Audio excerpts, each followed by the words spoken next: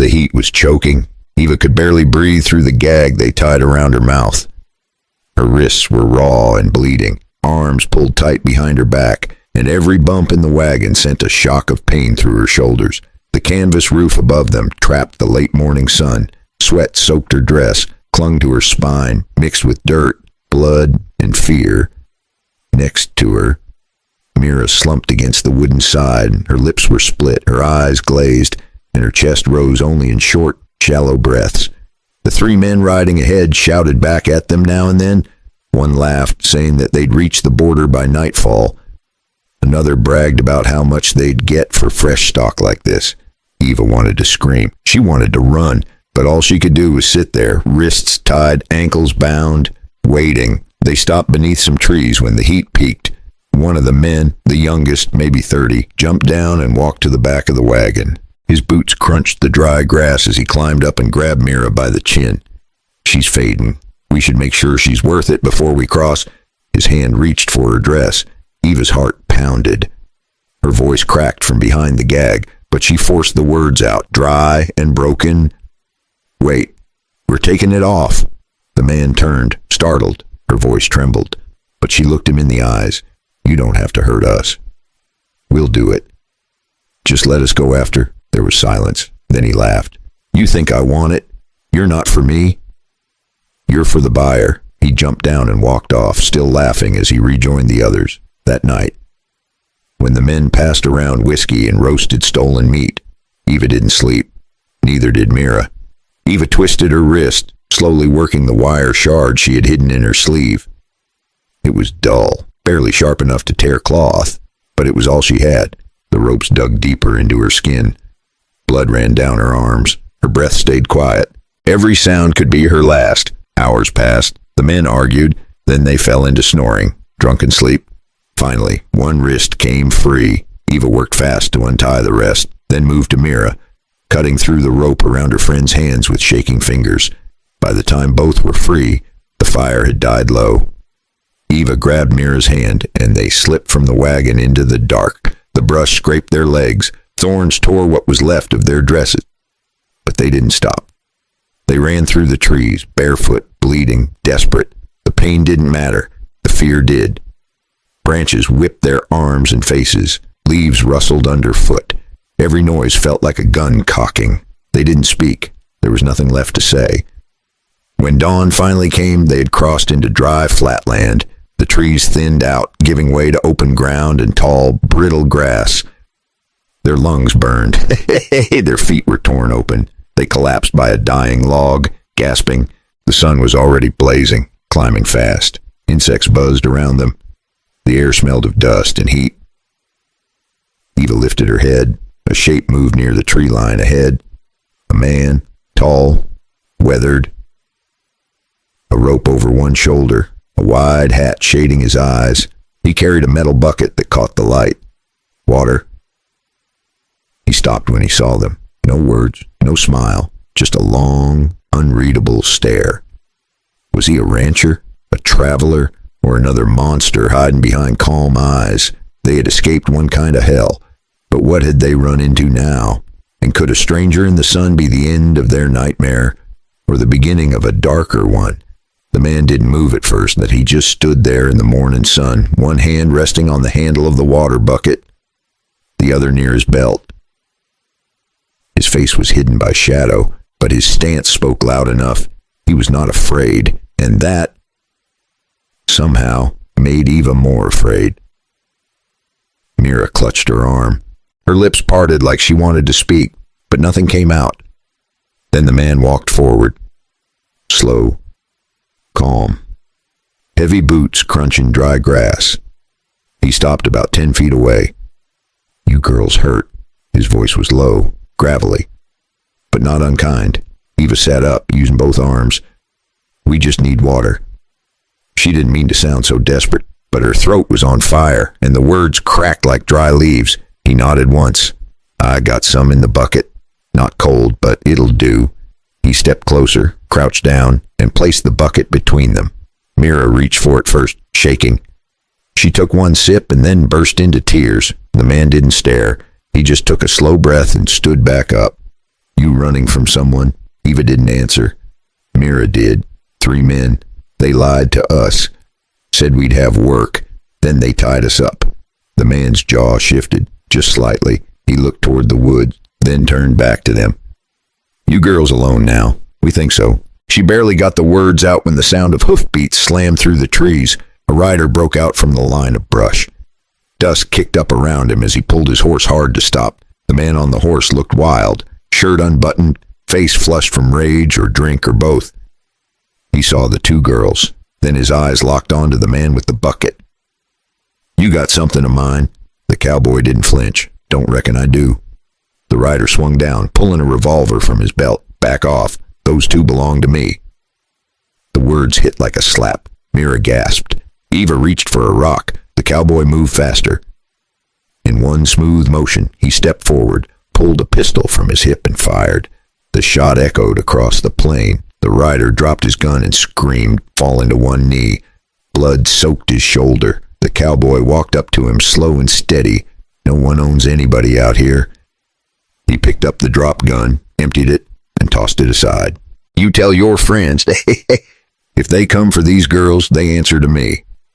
The man didn't argue. He crawled back to his horse, one hand pressed to his bleeding arm. The cowboy turned back to Eva and Mira. His voice was quieter now. Name's Thomas. My ranch is not far. You can rest there. Decide your next move in daylight. Eva and Mira looked at each other. They were strangers to him, but he had just risked his life. They followed him, but neither of them knew yet that this man had demons of his own. And some wounds don't bleed. They wait in silence. So who exactly was Thomas Granger, and what had he lost before finding them? Thomas's ranch sat at the edge of a dusty ridge. Not big, not fancy, just a stretch of land, one wooden house, and a windmill that creaked like it hadn't been oiled in years. But to Eva and Mira, it looked like heaven. He led them inside without a word. The walls were rough pine. The air smelled of leather, sun, and dry earth. No one's been in here but me for a while, he said, setting down his rifle. Make yourselves at home, whatever that means to you right now. He handed them 2 clean shirts from a peg near the door. Old, soft cotton, his own. They'll be big on you, but they're clean. Eva held the shirt like it was gold. Mira disappeared into the next room to change, and when they stepped out, both were swimming in fabric, but they smiled. Just a little. For the first time since the wagon, Thomas poured water into a tin cup and passed it to them one by one. Then he sat down at the table, arms crossed. You girls got names. Eva, she said, voice still hoarse. This is Mira. He nodded slowly. Thomas Granger. Folks used to call me Granger, but most folks don't come around anymore. He didn't press for details, didn't ask what those men wanted or how far the girls had run. He just got up and started cutting dried meat into slices.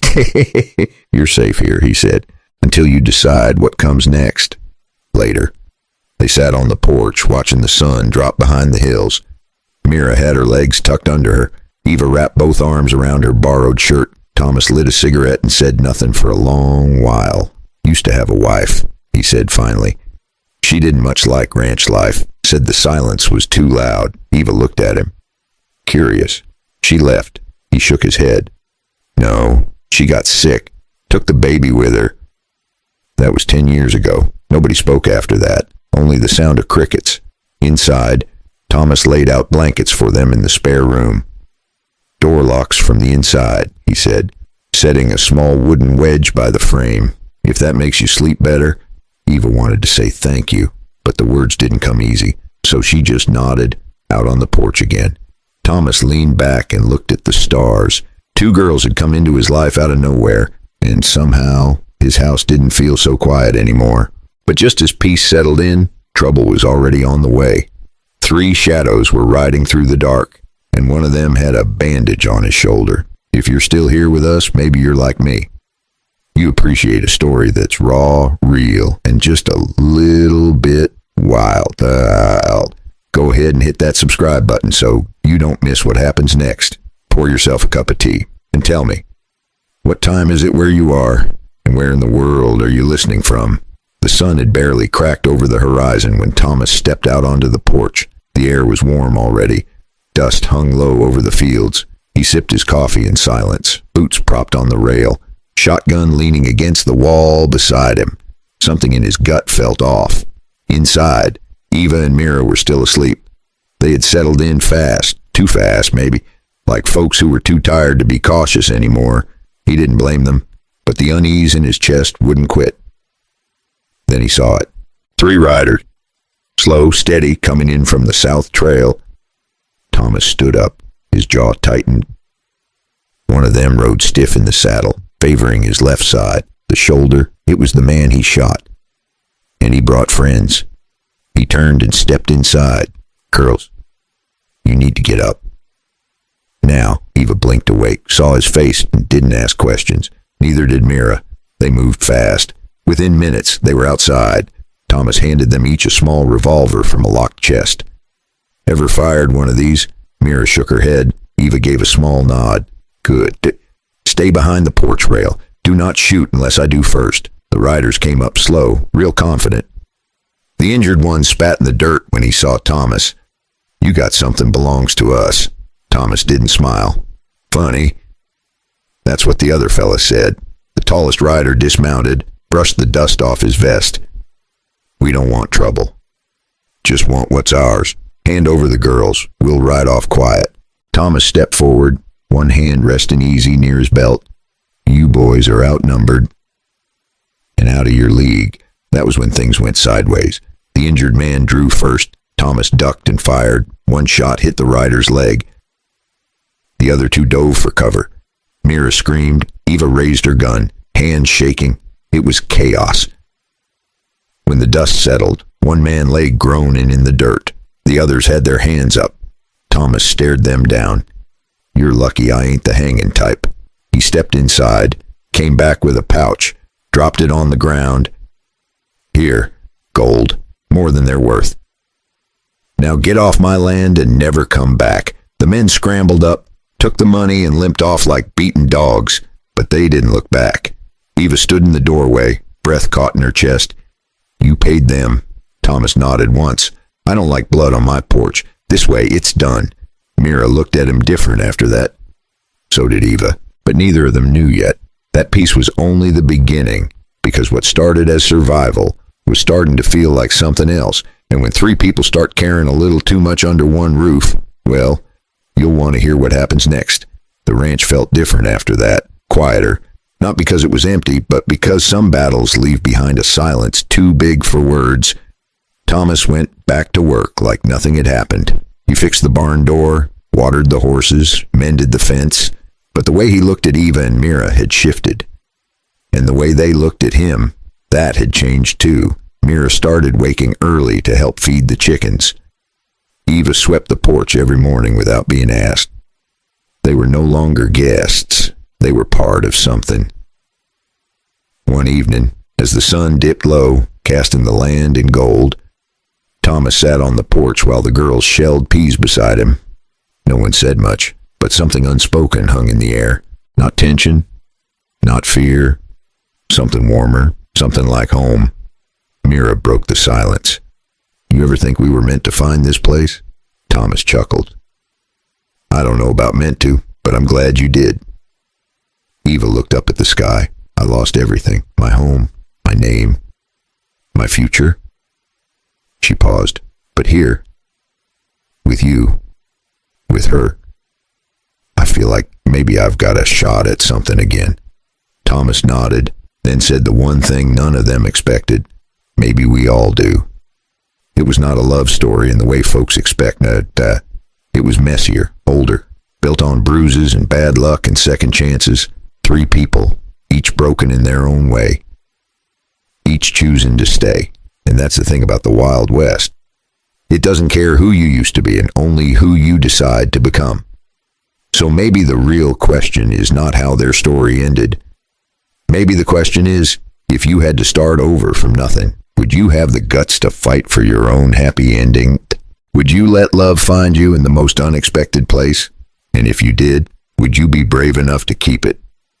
If this story stirred something in you, even just a little, tap that like button.